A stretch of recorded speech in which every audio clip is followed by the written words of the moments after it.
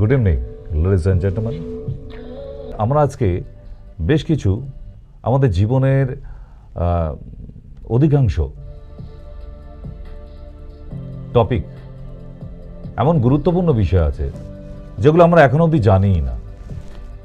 একটা মানুষ সারাদিনে কতটা জল খাবে, কতটা জলপান করা উচিত, কোন সময় কতটা জল লাগে, সারাদিনে কোন কোন বয়সের মানুষের কতটা করে জল লাগে, এই যে ব্যাপারগুলো আমরা কি জানি? কোনো সঠিক ইনফরমেশন নেই কোনো মানুষের কাছে, যে যেমন খুশি তেমন চালিয়ে যায়। ঠিক। নেক্সট কলে কেউ আছেন? হ্যালো, হ্যাঁ বলুন।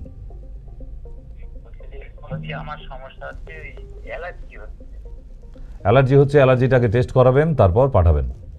শুধু মুখে অ্যালার্জি বলে আপনাকে ওষুধও দেবে না কেউ, আর ট্রিটমেন্টও হবে না, কারণ কতটা অ্যালার্জি আছে সেইটা জানার প্রয়োজন হয়। তার জন্য একটাই টেস্ট, IgE অ্যালার্জি, ব্যাস, আর কিছু লাগে না। ওইটুকু টেস্ট হয়ে গেলে আপনার শরীরে অ্যালার্জিটাকে তাহলে নর্মাল করা যাবে। আর যদি কোনো টেস্ট না করেন তাহলে আন্দাজে ঢিল ছুঁড়ে ছুঁড়ে অ্যান্টি অ্যালার্জি ওষুধের দোকানে গিয়ে বলবেন আমার গা হাত চুলকাচ্ছে, সে আপনাকে ওষুধ দিয়ে দেবে। ওই যতদিন খাবেন ততদিন কমে থাকবে, সারবে না। কিন্তু সারাতে গেলে এর টেস্ট লাগে, কেমন? তাই টেস্টটা করালে আপনাকে আমি উপকারটা করতে পারবো, তার আগে করতে পারা যাবে না, কেমন? ওকে, ভালো ছাত্র, বুঝে গেছে কম কথায়। ঠিক, তাহলে আমরা আজকে ঠিক এমনি করি একটি টপিকের উপরে খুব মন দিয়ে দেখতে থাকুন যে সত্যি তো আমরা সারাদিনে কতটা জল পান করতে পারি, অ্যাকচুয়ালি ঠিক কতটা প্রয়োজন আমাদের জল পানের, তাই না? খুব জরুরি ইনফরমেশন আছে আজকে, চলুন। 60% থেকেও বেশি জল থাকে, এই জন্য আমাদের স্বাস্থ্যবান থাকার জন্য জল পান করা অনেক জরুরি। কিন্তু যদি এই জল ভুল সময়ে ভুলভাবে পান করে ফেলেন তাহলে ওটি অনেক রোগের কারণ তৈরি হয়ে যায়, আর যেমন ডাইজেশনে দুর্বল হওয়া, জয়েন্টে ব্যথা, মাইগ্রেন, স্কিন প্রবলেম, চুল ঝরে পড়া, অলস লাগা, কিডনি আর হার্টের প্রবলেম। দুঃখের কথাটি তো এটি যে আজকের সময়ে 99% থেকে বেশি লোক জল ভুলভাবে পান করে, আর যেটার কারণে ও জলের উপকারিতা নেওয়ার জায়গায় অজান্তেই তার শরীরকে খারাপ করে নেয়। তো দোস্ত, যদি আপনি জানতে চান যে জল পান করার সঠিক নিয়মটা আসলে কি হয়, তাহলে আমার সাথে শেষ অবধি থাকুন, আর যাতে আপনি কোনো ইম্পর্টেন্ট জিনিস মিস না করে ফেলেন। দোস্ত, জল আমাদের শরীরের জন্য অনেক জরুরি হয়। বিনা জলের আমাদের বডি খাবার থেকে নিউট্রিশন অবধি অ্যাবজর্ব করতে পারে না। কিন্তু জল এত জরুরি আর উপকারী হওয়ার মানে এটা নয় যে আপনি যখন চাইলেন যেমন খুশিভাবে পান করে নেবেন। এই ভিডিওতে আমি আপনাকে বলবো 5টি এমন রিজন যেটা এটি প্রমাণ করে যে আপনি ভুলভাবে ভুল উপায়ে জল পান করছেন, আর ওটিকে ঠিক কিভাবে করবেন। শুরু করি নাম্বার 5 থেকে। জলকে খাবার খাওয়ার আগে আর খাবার খাওয়ার পর পান করা। খাবার খাওয়ার সঙ্গে সঙ্গে জল পান করা অনেক লোকের অভ্যাস হয়, কিন্তু হয়তো ওরা এটা জানে না যে এটি কতটা ক্ষতিকর জিনিস। আয়ুর্বেদে এটিকে বিষের বরাবর বলা হয়েছে। দোস্ত, যখন আমরা খাবার খাই তখন আমাদের বডির টেম্পারেচার বেড়ে যায় যাতে ডাইজেশন ভালোভাবে হতে পারে। কিন্তু ওখানে যখন আমরা খাবার খাওয়ার সঙ্গে সঙ্গে জল পান করে নিই তো আমাদের পেটের হজমি রস পাতলা হয়ে যায়, আর যেটার কারণে হজম ঠিকভাবে হতে পারে না। আর যখন খাবার পেটে না হজম হবে ওটি পেটে দিন দিন পচতে থাকে, আর যখন খাবার পচতে থাকে তখন ওর থেকে নিউট্রিশনকে অ্যাবজর্ব করা তো দূর, বরং গ্যাস, বদহজম, কোষ্ঠকাঠিন্য আর পেট ফুলে থাকার মতো প্রবলেম হতে থাকে। এই জন্য দোস্ত, যতটা পারেন খাবার খাওয়ার পর জল পান করবেন না। একটা অনেক ভালো সহজ উপায় আপনারা ফলো করতে পারেন, যে খাবার খাওয়ার পর আপনি কুলকুচি করতে পারেন। এ থেকে অনেক হেল্প পাওয়া যায়। নাম্বার 4, জলকে দ্রুতভাবে পান করা। আজকালের ব্যস্ততা ভরা জীবনে লোক অনেক তাড়াহুড়ো জল পান করে।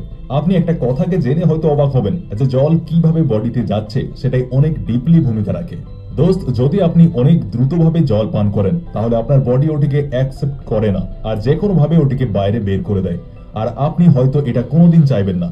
এছাড়াও আমাদের পেট অল টাইম থাকে অ্যাসিডিক মুডে, আর আমাদের মুখে সালাইভা হয় বেসিক, যেটি আমাদের স্টামাকের অ্যাসিডের ভারসাম্য বজায় রাখে। কিন্তু যখন আমরা একবারে অনেক বেশি জল পান করে নিই তো সালাইভা মিক্স হতে পারে না, আর এর ফলে জন্ম নেয় আমাদের পেটে অ্যাসিডিটি। এটা ওই সিচুয়েশন যখন লোকেরা অনেক বেশি জল পান করার পরেও ওয়েট কমে না, উল্টে বাড়তে থাকে। এজন্য বলে যে জলকে ধীরে ধীরে সিপ সিপ করে পান করা সঠিক নিয়ম, যাতে আপনার সালাইভার সাথে মিক্স হয়ে জলটি পেটে যেতে পারে। নাম্বার 3, ফ্রিজে ঠান্ডা জল পান করা। দোস্ত, আপনিও কি অফিস থেকে ফিরে এসে সোজা ফ্রিজ খুলে ঠান্ডা জল পান করতে থাকেন? যদি হ্যাঁ, তাহলে হয়তো আপনি এর নোকসান জানেন না।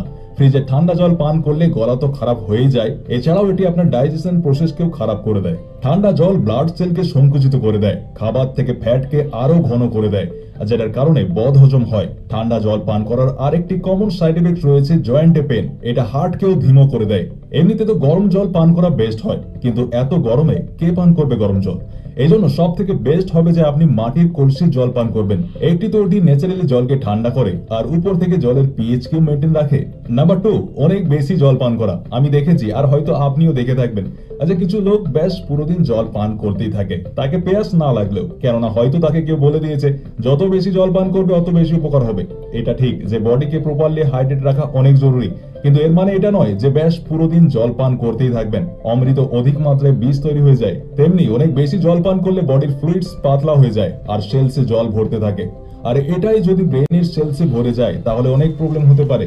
এই জন্য জল ব্যাস অতটাই পান করুন যতটা আপনার পেয়াস লাগবে। হলদেটে পেচ্ছা বা ফাটা ঠোঁটের মতো কিছু সংকেত আপনার বডি দিলে আপনি বুঝে যাবেন যে আপনার বডিতে জলের অভাব রয়েছে। নাম্বার 1, দাঁড়িয়ে জল পান করা। আজকাল লোক এত ব্যস্ততে থাকে যে আরামসে বসে জল পান করা তো দূর, বরং ছুটতে ছুটতে জল পান করতে থাকে। এটা অনেক ভুল একটা জিনিস। যখন আমরা দাঁড়িয়ে জল পান করি তখন আমাদের কিডনি সঠিকভাবে জলকে ফিল্টার করতে পারে না। আর যদি আমাদের কিডনি বডি দূষিত পদার্থকে ফিল্টার করে সঠিকভাবে বাইরে না বের করতে পারে, তাহলে ওর ফলে বডিতে সব ধরনের রোগ জ্বালা হতে পারে। দাঁড়িয়ে জল পান করলে বডির ফ্লুইডস ব্যালেন্স বিগড়ে যায়, যেটার ফলে আর্থারাইটিসের প্রবলেম আপনার হওয়ার চান্স বেড়ে যায়। এই জন্য যতটা পারেন বসে আরামসে জল পান করুন। তো দোস্ত, এই ছিল জল পান করার 5টি কারণ, যেটাকে আপনার এখন আর আজ থেকেই অ্যাভয়েড করতে হবে। আর আপনি এর ফল প্রথম সপ্তাহ থেকেই দেখতে পেয়ে যাবেন। তো দোস্ত, আজকের জন্য ব্যাস এতটাই। আর হ্যাঁ, আমাদের কমেন্ট বক্সে অবশ্যই বলুন যে আপনি পরের ভিডিও কোন টপিকে চান, আমরা ওই ভিডিও বানানোর পুরো চেষ্টা করব। নিশ্চয়ই আপনারা জানাতে থাকবেন। তো আজকে একটা খুব জরুরি বিষয়বস্তু জানতে পারলেন যে অনেকজন বলেন না স্যার 6 লিটার জল খেয়ে নি কেন? আপনাকে কি টিউকল লাগাতে বলা হয়েছে পেটের মধ্যে যে এতটা জল খাবেন আপনি? না না, মানে আপনারা যে স্বেচ্ছাচারিতাটা করেন, কেন করেন আমি তো কিছু বুঝে উঠতে পারি না। আমি বলছি আপনার একটা পরিণত বয়সে একটা মানুষের মিনিমাম দরকার আছে তার 3.5 লিটার জল। প্রচুর পেশেন্ট এসে বলে স্যার আমি তো 6 লিটার জল খাই। আরে আপনাকে কে তেলের ট্যাঙ্কি বানাতে বলা হচ্ছে কি না কি সিনটেক্সের জলের ট্যাঙ্ক বানাবেন পেটের মধ্যে? আমাদের কিডনি যতটা ফিল্টার করতে পারে সেটাকে আপনার উচিত ছিল যে এতটা জল প্রদান করা প্রয়োজন। সায়েন্টিফিক ভাবে নিয়ম হচ্ছে যে 3.5 থেকে ম্যাক্সিমাম 4 লিটার জল পান করা উচিত। এবং তার মধ্যেও আপনি 3 লিটারের মতো ম্যাক্সিমাম জল সূর্য থাকাকালীন, সূর্য ডুবে গেলে জলপান বেশি করতে নেই। কেন? ওটা অ্যাবজর্পশন যে চলে আমাদের শরীরের মধ্যে, শোষণ প্রক্রিয়া, সেইটা সূর্য ডুবে যাওয়ার পর সম্পূর্ণ বন্ধ হয়ে যায়। যেমন একটি গাছের পাতায় সূর্য থাকাকালীন সেই পাতার মধ্যে রান্না হয় কিভাবে? ফটোসিনথেসিসের মাধ্যমে, সালোক সংশ্লেষ। ঠিক তেমনই সূর্য থাকাকালীন আমাদের শরীরে যে খাদ্যগুলি জমে থাকে, যে এক্সেস আমরা জল পান করে ফেলি, সেগুলো মিক্স আপ হয়ে অ্যাবজর্পশন মানে শোষণ প্রক্রিয়া চলে। তার মাধ্যমেই আমাদের বিভিন্ন অঙ্গে ওই খাদ্য খাবারের মলিকিউলসগুলো পৌঁছায়। তবে একটা মানুষের চেহারা ভালো হবে। ঠিক, একটা মানুষ খায় প্রচুর, এদিকে দেখছে তার বাঁশপাতার মতো চেহারা। আরে মিস্টার বাঁশপাতা, আপনি বলছি স্যার ঘন্টায় ঘন্টায় খিদে পায়, বিশ্বাস করেন আমি একা 500 চালের ভাত খাই পার ডে। আমি তাকে কিচ্ছু জিজ্ঞাসা না করে জিজ্ঞেস করেছিলাম আপনার গোত্র কি, কুম্ভকর্ণ? আপনি এত খান কিভাবে? আর এরকম হারকিউলিস বডি কেন, পুরো হাড় দেখা যাচ্ছে? বলছে স্যার শুধু পেটটা বেড়ে যাচ্ছে, হাত পা বডি সব রোগা হয়ে যাচ্ছে। এই দেখুন বুকের পাঁজর সব হারমোনিয়ামের রিডের মতো গোনা যায়। মানে এইরকম ক্যাটাগরির পেশেন্ট আমার চেম্বারে এসে পৌঁছায়। এগুলো সব জ্বলন্ত উদাহরণ, মানে কিছু বলার নেই আর কি। ঠিক, তো সেই জন্যই বলে থাকি যে নিজেরা পাকামো করতে যাবেন না প্লিজ। এগুলো কোনো নিউট্রিশনের কাজ। যারা পুষ্টি নিয়ে, খাদ্য তালিকা নিয়ে পড়াশোনা করেছে, একটা মানুষের কোন কোন মানুষের কী কী খাওয়া উচিত, কী কী খাওয়া উচিত নয়, ঠিক, তারা এই নিউট্রিশনের স্পেশালিস্ট যারা, তারা এগুলো করতে পারে। বা ডক্টর যারা আয়ুষ ডক্টর আছে, না অ্যালোপ্যাথি ডক্টররা কিন্তু জানে না এই ব্যাপারে। আমি একদম লিখিত দিতে পারি। তারা এই ব্যাপারটায় পড়াশোনা করেনি। কারণ এই সবই তো পড়তে হয়, জানতে হয়, তবে তো বলে তাদের এই টপিকটা ছিল না কোর্সের মধ্যে, তাদেরও কিছু করার নেই, ঠিক। কিন্তু এটা আয়ুষ ডিপার্টমেন্টের মধ্যে আছে যে আগে আমাদের খাদ্য তালিকা মেনটেন করে বলতে হয় যে আপনি ওষুধ পরে খাবেন, আগে এইগুলো খাবেন না, এইগুলো খাবেন, তবে একটা মানুষ।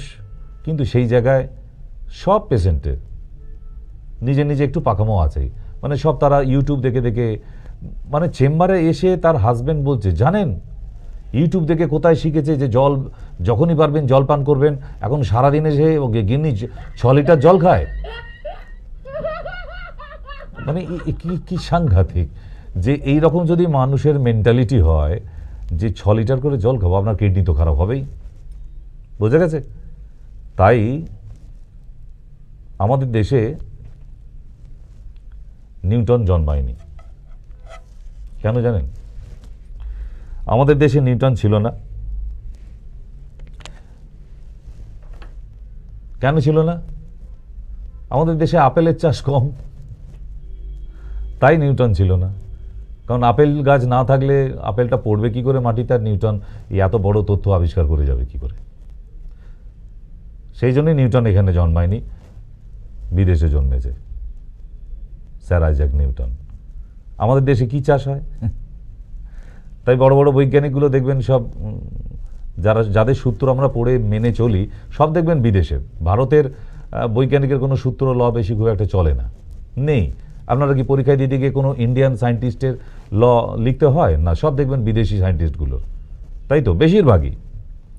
আর আমাদের দেশে কি চাষ হয়? সর্ষে। তো সর্ষে চাষে নিউটনের তো কোনো ভূমিকা ছিল না। সাধারণ মানুষ এই সর্ষে চাষ করে, আর সেই সর্ষে থেকে কি বেরোয়? তেল। তাহলে এখানকার মানুষ কি করে নিউটনের দ্বিতীয়, প্রথম, তৃতীয় কি করে আবিষ্কার করবে সূত্র? তাই তেল আবিষ্কার করেছে। এখানে তেল মারা ছাড়া আর কোনো কাজ হয় না, তেল লাগাও, ঠিক। তাই মাঝে মধ্যে একটু ডাক্তারদের কথাবার্তা শুনবেন, ভালো লাগবে আপনার। কেন? কারণ তারা তো আপনাকে বেটি কিছু বলবে না, আপনি তার কাছে দেখাতে গেছেন, তার মানে তার একটা কিন্তু কর্তব্য হয়ে গেল যে ওনাকে ভালো রাখার দায়িত্ব। শুধু ওষুধের দ্বারা নয়, একটা মানুষকে অনলি বাই মেডিসিন কখনো কিওর করা যায় না, যেতে পারে না।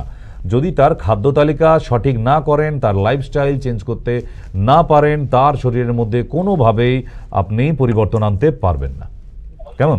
হ্যাঁ বলুন, বলুন। হ্যাঁ স্যার, বলছি মুখে কালো কালো আঁচিলগুলো ফুলের মতো বেরিয়েছে, এগুলো কি মাখলে একটু কমবে স্যার, বলুন না। ওটা তিল না আঁচিল না অন্য কিছু, সেটাকে আগে সঠিক করে আমাকে জানাবেন, তারপর আপনাকে আমি জানাবো। কেমন? কারণ এখানে আপনি যখন কনফিউজড কি হয়েছে অ্যাকচুয়ালি, তিলের মতো আঁচিলের মতো, তিল কোথায় আঁচিল কোথায়? আঁচিল আর পাঁচিল সব এক করে দেবেন আপনারা?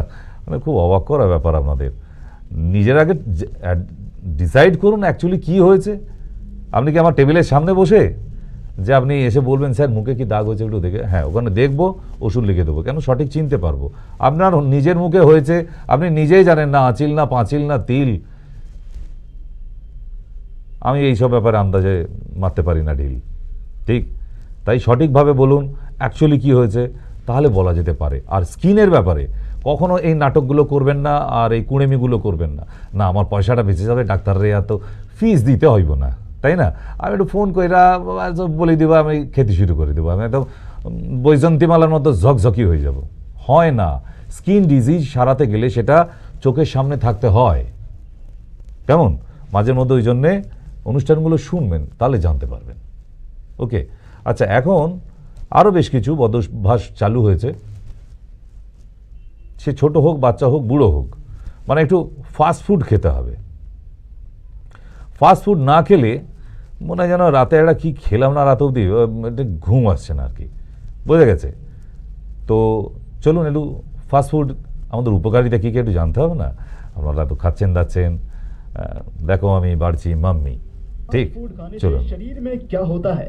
जो लोग फास्ट फूड, जंक फूड जैसे पिज्जा, बर्गर, चाउमीन और भी मैदे की बनी हुई चीजें खाते हैं, तब उनका बार बार फास्ट फूड, जंक फूड खाने का मन क्यों होता है? आज हम इस वीडियो में ये जानेंगे कि हमको बार बार फास्ट फूड खाने की क्रेविंग क्यों होने लगती है और इन जंक फूड को खाने से हमारी बॉडी में क्या होता है। तो चलिए वीडियो को शुरू करते हैं।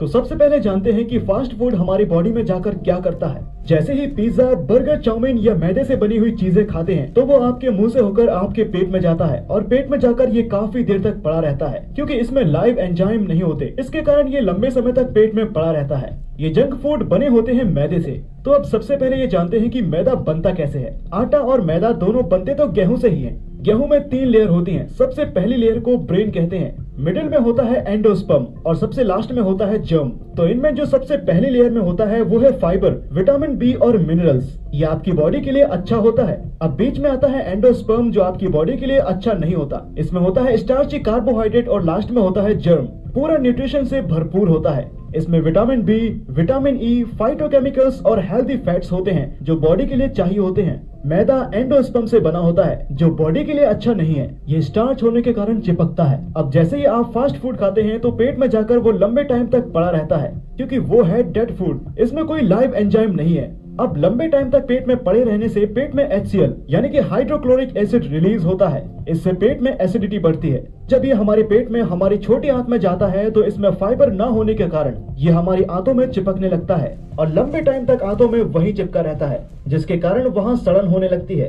अब जहाँ सड़न होगी वहाँ वायरस और बैक्टीरिया पनपने लगेंगे और सड़न के कारण पेट में गैस भी बनेगी और वायरस बैक्टीरिया पनपने के कारण वहाँ घाव भी होता है, जिसे हम इन्फेक्शन के नाम से जानते हैं। और इन्फेक्शन होते ही आपको पेट में तेज दर्द होगा। फिर आप डॉक्टर के पास जाते हैं और डॉक्टर एंटीबायोटिक थमा देते हैं। इसे आप चुपचाप ले लेते हैं और इससे आपको पेट दर्द से रिलीफ मिलने लगती है। इस एंटीबायोटिक से आप कैसे ठीक हो जाते हैं, कभी सोचा है? ये एंटीबायोटिक इतनी खतरनाक है कि आप इसके बारे में सोच भी नहीं सकते। इसके बारे में आगे बात करेंगे। फिलहाल ये जानते हैं कि हमको फास्ट फूड की क्रेविंग क्यों होती है, बार बार जंक फूड खाने का क्यों मन करता है। तो चलिए इसका साइंस भी जान लेते हैं। तो बात है सन 1908 की। 1908 में जापान में 2 सुजुकी ब्रदर्स एक फास्ट फूड रेस्टोरेंट चलाते हैं। वो दोनों सोचते हैं कि हमारे रेस्टोरेंट का प्रॉफिट कैसे बढ़े। तो वे रेस्टोरेंट में बैठने आए हुए ग्राहकों का बिहेवियर नोटिस किया करते थे। तो उन्होंने देखा कि जैसे ही ग्राहक का पेट भर जाता है वो और खाना ऑर्डर करना बंद कर देते हैं। तब उनके दिमाग में एक बात आई कि रेस्टोरेंट में आए ग्राहक का कभी पेट ही न भरे तो ग्राहक ज्यादा खाना ऑर्डर करेंगे, इससे उनका प्रॉफिट बढ़ने लगेगा। तो आप पहले ये समझिए कि जब हमें भूख लगती है तो ब्रेन का सिग्नल पेट तक पहुंचता है और हमें भूख का एहसास होने लगता है। आप एक बार के लिए इमेजिन कर लीजिए कि आपके ब्रेन में ट्रैफिक सिग्नल की तरह लाइट है और जब ब्रेन देखता है कि बॉडी को एनर्जी की जरूरत है तो ग्रीन लाइट यानी कि स्टार्ट हार्मोन ग्रेलिन को ऑन कर देता है और हमें पेट में भूख का एहसास होने लगता है। तो खाना खाने के बाद जब ब्रेन देखता है कि खाया हुआ खाना पर्याप्त है तो वो ग्रीन सिग्नल को ऑफ करके रेड सिग्नल यानी कि स्टॉप हार्मोन लेप्टिन को ऑन कर देता है। तब आपको एहसास होता है कि अब और खाने की इच्छा या आवश्यकता नहीं है। तो सुजुकी ब्रदर्स कुछ साइंटिस्ट से मिले और बोला कि आप कुछ ऐसा कर दो कि जो भी हमारे रेस्टोरेंट में खाने के लिए आए तब उनका ग्रीन सिग्नल हमेशा के लिए ऑन रहे और रेड सिग्नल हमेशा के लिए ऑफ हो जाए, ताकि उनको खाना खाने के बाद भी भूख लगती रहे, जिससे वो खाना ऑर्डर करें और खाते रहें। तो साइंटिस्ट ने इनकी बात सुनने के बाद एक केमिकल को बनाया जिसका नाम है MSG यानी मोनोसोडियम ग्लूटामेट, और सुजुकी ब्रदर्स को समझाया कि बस ये अपने रेस्टोरेंट में खाने में मिला देना। MSG की यही खासियत है कि जैसे ही खाने से आपकी जीभ तक पहुंचता है तो जीभ से सीधे ब्रेन में ग्रीन सिग्नल यानी कि स्टार्ट हार्मोन ग्रेलिन को लगातार ऑन रहने पर मजबूर कर देता है और साथ ही रेड सिग्नल यानी कि स्टॉप हार्मोन लेप्टिन को भी डिस्ट्रॉय करने लगता है। इसका मतलब है कि आप जितना MSG वाला खाना खाएंगे उतना ही आपको ग्रीन सिग्नल ऑन रहेगा और रेड सिग्नल ऑफ, यानी कि खाना खाने के बाद भी भूख लगती रहेगी।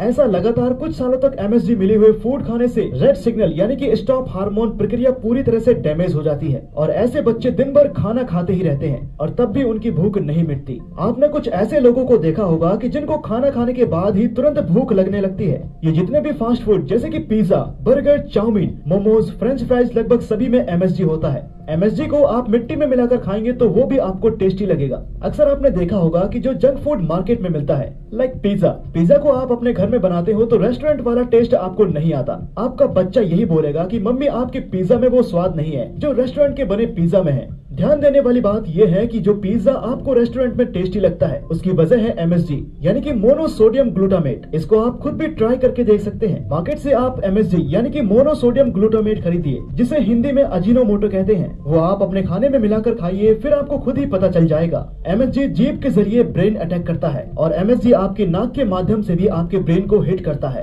आपने कभी ध्यान भी दिया होगा कि आप किसी भी फास्ट फूड रेस्टोरेंट या जंक फूड के ठेले से गुजरते हैं तब आपको पिकोली सी स्मेल आती लगती है और आपको एहसास होता है कि भूख लगी है, कुछ खा लिया जाए। और कभी कभी तो कुछ लोगों के मुंह में पानी तक आ जाता है। दरअसल ये MSG का कमाल है। MSG leads to many kind of lifestyle diseases like diabetes, cardiovascular diseases, mental disorder, obesity आदि। जो आप लगातार 2 से 4 साल तक फास्ट फूड का सेवन करते हैं, तब बॉडी में कई प्रकार के मिनरल्स और विटामिन की डिफिशियंसी हो जाती है। इससे कई सारे सिम्टम्स आने लगते हैं, जैसे बार बार बीमार पड़ना, हमेशा थका सा रहना, ओवरवेट होना, नींद का न आना या फिर बहुत नींद का आना, पढ़ाई में मन ना लगना आदि। तब ऐसे में अगर आप डॉक्टर के पास जाते हैं तो डायग्नोज से पता चलता है कि कई सारे मिनरल्स और विटामिन की डिफिशियंसी है, और फिर आपको विटामिन और मिनरल्स की गोली के साथ कई सारे हेल्थ के सप्लीमेंट लेने की सलाह दी जाती है। विटामिन और मिनरल्स को समझने के लिए प्रैक्टिकल एग्जांपल लेते हैं। मान लीजिए एक पेशेंट में विटामिन सी की कमी है और डॉक्टर उसको विटामिन सी की गोलियां देता है।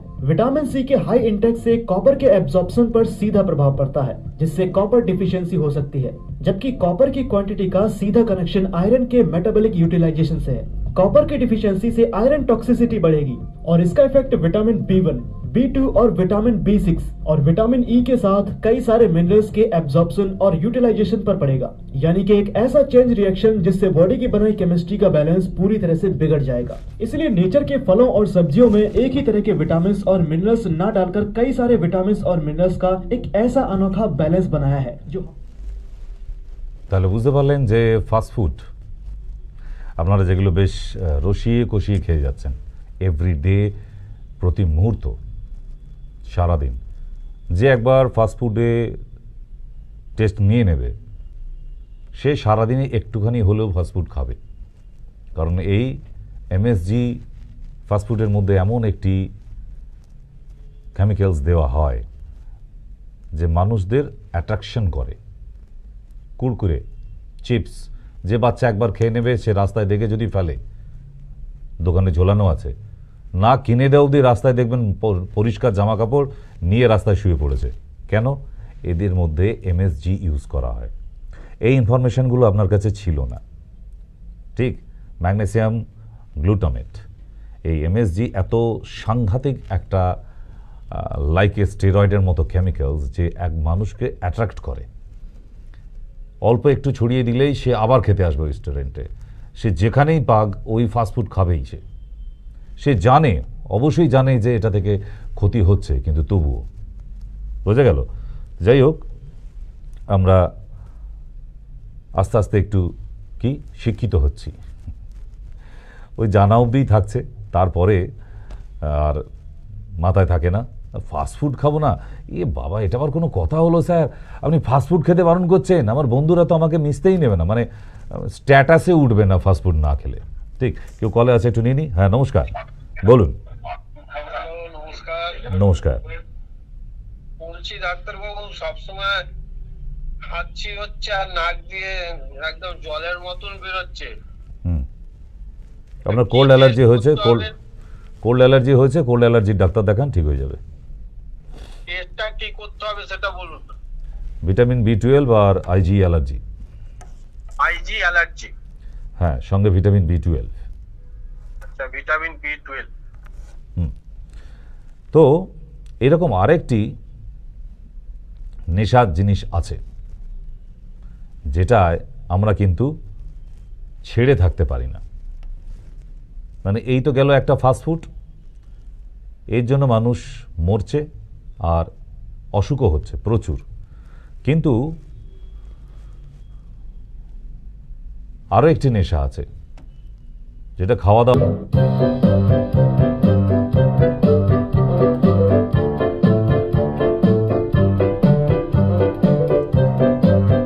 আর এদিকে যিনি দরজা খুলে দিলেন সে তার মায়ের সাথে কথা বলতে ব্যস্ত ভিডিও কলে। কাকে দরজা খুলে দিল, কে ঘরে ঢুকে গেল, কোনো তার খবর নেই, সে ফোন নিয়ে ব্যস্ত। আর ইনি তো ফণীভূষণ, এত ব্যস্ত 10 নম্বরের ফ্ল্যাটে লিফটে সুইচ মেরে 9 নম্বরে নেমে পড়েছে, অন্যজনের ঘরে ঢুকে বসে আছে। আর বেমালুন উনিও দেখুন ওনাকে এন্টারটেন করে যাচ্ছে, আবার জলের গ্লাসও দিয়ে গেল।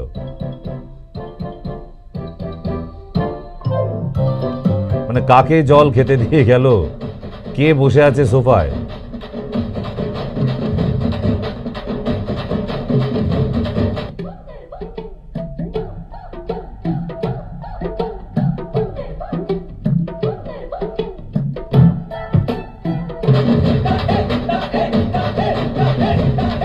মানে নিজের খেয়াল নেই যে কার ঘরে বসে আছে, অন্যজনের ফ্ল্যাটে গিয়ে বসে বসে মোবাইল দেখছে।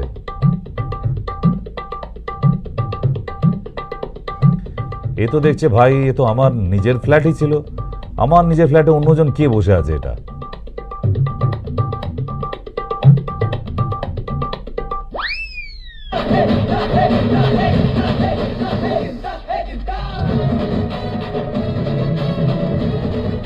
মানে তিনজনেই ফণীভূষণ, মানে ফোন দেখতে দেখতে আর হুঁশ নেই। চলুন ফিরে আসি। তো এই হচ্ছে আমাদের ফণীভূষণের কাজ, সারাদিন ফোন নিয়ে ব্যস্ত, বিরাট স্মার্ট জব করছে, সব স্মার্টফোন। হ্যাঁ, লজ্জাও হয় না। ডাক্তারবাবু, মেয়েটা না ঘুমাচ্ছে না। কেন ঘুমাচ্ছে না? আপনার মেয়ে বাচ্চা? না না, এই 20 বছর বয়স হবে। ও তো কী করে? পড়াশোনা করে? তা তো দেখি নাই। আপনার ভালো করে উঁকি মেরে দেখবেন, ফোন নিয়ে শুয়ে থাকে, বই নিয়ে নয়। ঠিক, ফোনের সঙ্গে চ্যাটিং হচ্ছে, চ্যাটিং। বাবা মা জানছে বাইরে থেকে, উফ কি পড়ছে, এত পড়ছে যে হাত পা ভেঙে যাবার মতো অবস্থা, এত পড়া। ঠিক, সে ছেলেই বলুন মেয়ে বলুন, বলছে 2টোর পরে ঘুমাতে যায়। কি করে? না, ওর পড়াশোনা করছে। আচ্ছা, তো যারা এই ফোন নিয়ে একটু খোঁচাখুচি করা অভ্যাস সারাদিন, একটু কম করুন। কারণ আমাদের মানুষের, মানবজাতির মরণের ফাঁদ দুখানা খুলে দিয়েছে ভগবান। এক হচ্ছে ফোন, কবরে যাব আমরা ফোন নিয়ে, আর দ্বিতীয় ফাস্টফুড খেতে খেতে আবার আরেকটা কবরে যাব।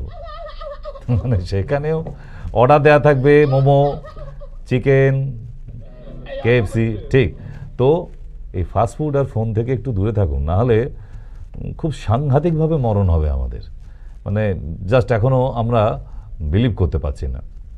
তো এমনি করে আমরা কিন্তু বেশ কিছু সাধারণ জায়গায় নিজেদের এত বেশি নিযুক্ত করে ফেলছি, ফোনের জন্য দেখবেন এই ফোনের জন্য প্রচুর সম্পর্ক ভেঙে গেছে। একদম 100% বলছি, প্রচুর সম্পর্ক শেষ হয়ে গেছে, ডাইভোর্স। এবার আপনি বলবেন স্যার ফোনে তো অনেক প্রেমও হয়। ওটা 1 সপ্তাহের জন্য, 1 মাসের জন্য, খুব বেশি হলে 1 বছরের জন্য। ঠিক, ফোনে আপনার যে প্রেম হয়েছে, যদি ওটা বিয়ে অবধি গড়ায় ভাই, থাক আর বলে লাভ নেই। ওটা তো ডিজিটাল প্রেম, বাচ্চা কাচ্চাও সব ডিজিটাল হবে। তো একটু সাবধান হন। ঠিক, ফোনে পছন্দ করে বিয়ে করা, মানে আধার কার্ডের ছবিগুলো দেখেছেন? তাহলে সেরকম আধার কার্ডের ব্যক্তি আর ব্যক্তিনি সেজে গুজে মেকআপ করে ফোনে প্রোফাইল পিকচার দিয়ে, আর তাই দেখে যদি আপনি এখন পছন্দ করে সম্বন্ধ করতে চান, তাহলে ওই ঘটকমশাইয়ের অভিশাপ লাগবেই কিন্তু। ঠিক, তো সেই জন্য আপনাদের বলা যে প্লিজ যেগুলো try to avoid, just avoid. Okay, চলুন যাওয়া যাক। এবার আবার একটু প্রেজেন্টেশনে যাই। ফণীভূষণ হলো, ফাস্টফুড হলো, বাকি গণ্ডগোলগুলো তো এখনও রয়ে গেছে। আচ্ছা, দেশে প্রচুর মানুষ চিনি খায়। চিনি আমরা অনেকেই জানি না, যারা আমার এই টিভির নিয়মিত দর্শক তারা জানে চিনি 1 চামচ, বিষের থেকেও সাংঘাতিক 1 চামচ চিনি। কিন্তু এদিকে বলছে চিনি খাবো না, মানে মিষ্টি খাবো না। এটা কি করে হয়? চায়ে চিনি দেবো না, সেটা পরের ডিসিশন। কিন্তু চিনি কতটা ক্ষতি করে আমরা কি জানি? চলুন দেখে নি। এই অনুষ্ঠানেই তো এগুলো পাওয়া যায়। ইয়েস, কাঁচা লঙ্কা প্রচুর পরিমাণে খাওয়া দরকার, বিশেষ করে চোখের দৃষ্টিশক্তি বাড়ানোয় কাঁচা লঙ্কার ভূমিকা প্রচুর। আর আরও একটা খবর আপনাদের জানিয়ে দিতেই হবে, যে জন্য আজকে বসা, যে আগামীকাল বারাসাতে পাচ্ছেন, আর লাস্ট বুধবার দমদমে পাচ্ছেন। তারপরে কিন্তু প্রায় টানা কয়েকদিনের জন্য আমি থাকছি না, অ্যাভেলেবেল নই কলকাতায়। কেমন, শিলিগুড়ি চলে যেতে হচ্ছে। তো সেই শনিবার অবধি আপনাদের সঙ্গে দেখা হবে না। তাই যাদের এমার্জেন্সি আছে এবং যারা চায়, কারণ এখন আর সবাই বলে দিতে হয় না যে চেম্বারে চলে আসবেন, যাদের প্রয়োজন তারা নিজেরাই চলে আসে। কেন? নিচে যে দুটি নাম্বার দেওয়া আছে এই নাম্বার দুটি নোট করে রেখে দিন। আপনার যদি মনে কোথাও একটু হয় যে না একবার গেলে তো ভালো হতো, কারণ অ্যালোপ্যাথির ওষুধের যে কি সাইড এফেক্ট সেন্ট্রাল গভর্নমেন্ট এখন কিন্তু প্রমাণ করে দিয়েছে যে বেশ কয়েক হাজার অ্যালোপ্যাথি ওষুধকে বর্জন করে দেওয়া হয়েছে, বয়কট করে দেওয়া হয়েছে। আর সেগুলো কোনো দোকানদার বিক্রি করতে পারবে না, কোনো পেশেন্ট কিনে খেতে পারবেন না। কেন? প্রচুর পরিমাণে সাইড ইফেক্ট বেরিয়েছে। তাই আয়ুর্বেদ ছাড়া যদি ভালো থাকতে হয়, নির্মূল করতে হয় অসুখকে, আয়ুর্বেদ ছাড়া কিন্তু আর কোনো ওয়ে নেই আমাদের কাছে অন্তত। কেমন? ঠিক, বিদায় নিতে হচ্ছে। অনুষ্ঠান কেমন লাগলো অবশ্যই আমাদের ফেসবুকে জানান, একটু জানতে ইচ্ছা করে। শুধু ফোন কিনলেই হবে না, একটু কথা বলুন।